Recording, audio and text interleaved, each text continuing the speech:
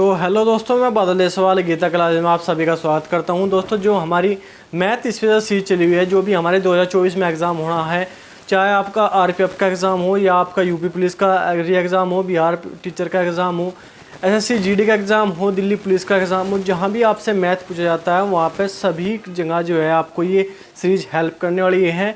Series बहुत special है क्योंकि इसमें क्वेश्चन वही कराए जाएंगे जो 2024 के पैटर्न में आने वाले हैं, आ रहे हैं। क्योंकि हमारे जो है 2 एग्ज़ाम हो चुके हैं जिनका री एग्ज़ाम होना है। जो हमारा यूपी पुलिस एसएससी जीडी का जो है कई सारे एग्ज़ाम, दिल्ली पुलिस का हमारा एग्ज़ाम हो चुका है, तो ये हमारे एग्ज़ाम हो चुके हैं और इन्हीं के पैटर्न के हिसाब से हमारा 2024 का भी सभी एग्ज़ाम होंगे। तो ठीक है, तो हमारा चैप्टर चला हुआ है परसेंटेज, प्रतिशतता, और इसके 2-3-4 क्लास हमारी हो चुकी है और 2-3 क्लास हमारी होगी क्योंकि बड़ा चैप्टर है और इम्पोर्टेंट चैप्टर है। ठीक है, तो मैं हर जो है टॉपिक, ऐसा जो इम्पोर्टेंट टॉपिक है उसे जो है बिल्कुल जीरो से समझाने की आपको कोशिश कर रहा हूँ। तो देखते हैं हम आज के हमारे क्वेश्चन क्या है। क्वेश्चन जो है बहुत ही अच्छे और इम्पोर्टेंट है। क्वेश्चन नंबर 20 है हमारा। एक परीक्षा में 70% विद्यार्थी अंग्रेजी में तथा 65% गणित में उत्तीर्ण हुए। यदि 27% दोनों विषयों में अनुत्तीर्ण रहे हो तो 248 कुल उत्तीर्ण हो तो कुल विद्यार्थियों की संख्या क्या है। मतलब देखो, 70% विद्यार्थी जो है अंग्रेजी में, 65% गणित में पास हुए, 27% दोनों विषयों में फेल हो गए, अनुत्तीर्ण हो गए। ठीक है, तथा 248 जो उत्तीर्णों की संख्या है कुल, वो 248 है। तो कुल विद्यार्थियों की संख्या हमसे पूछी। देखो, अब जो हमारा जो है 70% अंग्रेजी में, 65% जो है गणित में पास हुए। ठीक है, तो ये 70% हमारे अंग्रेजी में और जो है 65% जो है हमारे जो है किस में, गणित में पास हुए। तो जो पास हुए उन्हें जोड़ लेंगे तो हम क्या हो जाए, 6 6 12 13 135 हो जाए। ठीक है, ठीक है, दोनों विषय के जोड़ लिए हमने। उसके बाद 27% जो है दोनों विषयों में फेल हुए, अनुत्तीर्ण हुए। जब अनुत्तीर्ण जो हमारे दोनों विषय में हैं तो वे 27% है, तो उत्तीर्ण कितने होंगे दोनों विषय में? उत्तीर्ण हमारे दोनों विषय में होंगे कितने का, 100 - 27, तो कितना आ जाएगा? 10 में से 7 गए 3, ठीक है, 9 में से 2 गए कितने, 9 में से 2 गए 7।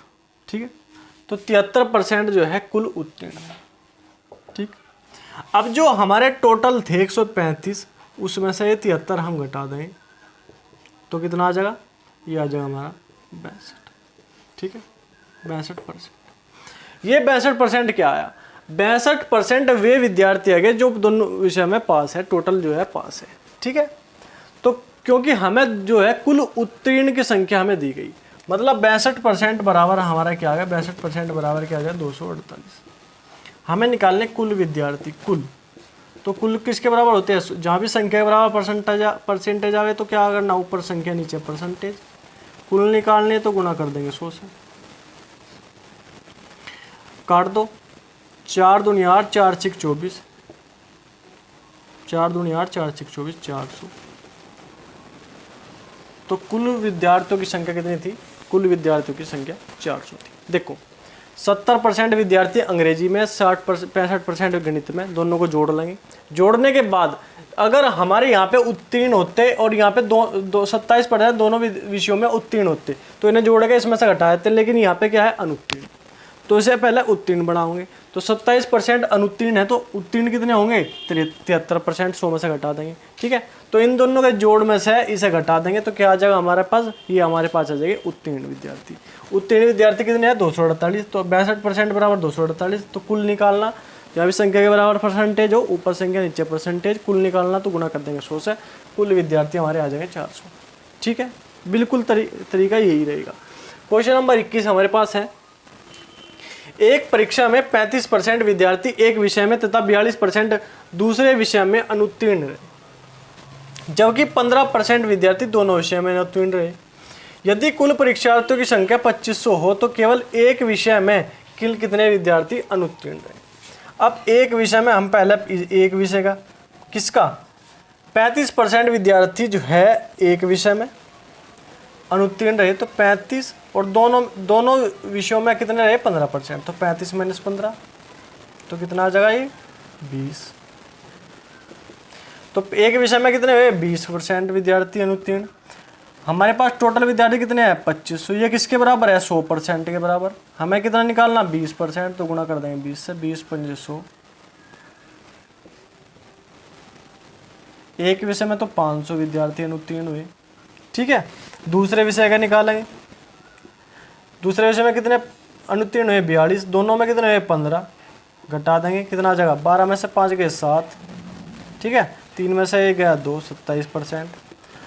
अब टोटल विद्यार्थी कितने हैं 2500, किसके बराबर है 100% के बराबर। हमें निकालना 27%, तो गुणा कर देंगे 27 से, तो क्या आ जाएगा 2 0 से 2 0, 27 की 25 में गुणा कर देंगे तो क्या आ जाएगा 5 7 35 का 5 का अंश लगे 3, 5 दूनी 10 और 3 13, 2 7 14 का 4 का अंश लगे 2 दूनी 4 1 5, 5 4 3 7 और 6, तो कितना आ जाए 675, ठीक है।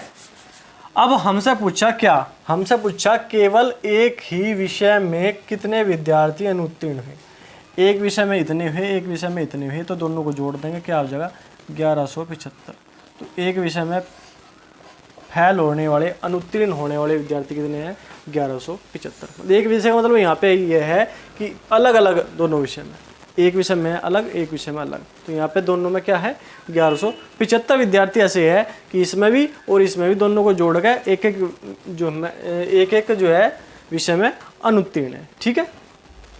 उसके बाद क्वेश्चन नंबर 22 है हमारे पास। एक परीक्षा में 80% विद्यार्थी अंग्रेजी में, 85% गणित में तथा 75% दोनों विषयों में उत्तीर्ण हुए, पास हुए। यदि दोनों विषयों में 40 विद्यार्थी अनुत्तीर्ण रहे हो तो कुल परीक्षार्थियों की संख्या कितनी है।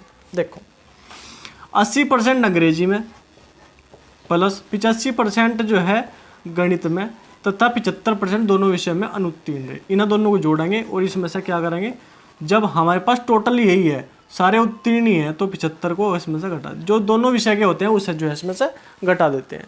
अब घटाने के बाद देखो ये क्या होया, 5 8 8 16, 165 में से 75 घटाओगे तो ये क्या पे आ जाएगा 90। 90 क्या आया, ये उत्तीर्ण आए, पास, ठीक है। अब हमसे क्या पूछा, ये कहा कि 40 विद्यार्थी अनुत्तीर्ण हैं, तो यहाँ पे 90% तो उत्तीर्ण है, तो 10% की कैसे हो जाएंगे, 10% अनुत्तीर्ण हो जाएंगे, अनुत्तीर्ण, ठीक है, मतलब फेल।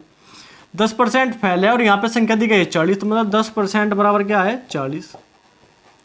तो जहाँ भी संख्या के बराबर परसेंटेज आवे क्या निकालना, ऊपर संख्या नीचे परसेंटेज, क्या निकालना कुल विद्यार्थी निकालने, तो गुणा कर देंगे 100 से, 0 से 0 कर देंगे, ये क्या आ जाएगा 400 विद्यार्थी। कितने आ जाएंगे 400 विद्यार्थी हमारे यहाँ पे आ जाएंगे, ठीक है।